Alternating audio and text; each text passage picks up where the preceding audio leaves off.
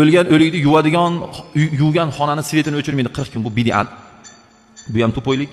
Keyingisi, o'lgan o'likni uyda 40 kunlab tuxum yemaydigan ahmoqlar bor ekan. Bizga olib kelib bering aka tuxumni. Mumkin emas, bu ham bid'at. Keyin nima emish? 40 kun soqol bo'lmasmish. Undan olsa bo'laveradi, undan keyin olsa bo'laveradi deganim. Bu gap ham noto'g'ri. 3 7 20 40larda aytdim. Buni ham bitta qilib qo'yaylik. Hayit. O'likka bir hayitim bor, ikki hayitim bor, uchinchi hayitim bor deb qo'y so'yish bid'at. Yana nima bor? Marakami? Maraka degani urush maydoni degani. Arablarda ringni maraka deydi.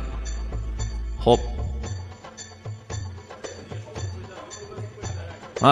Keyin aytmoqchi, o'lgandan keyin chiniga suv quyib cho'p qo'yib qo'yadi, bilasizlar shuni. Bilim, deb o'tiraveringlar.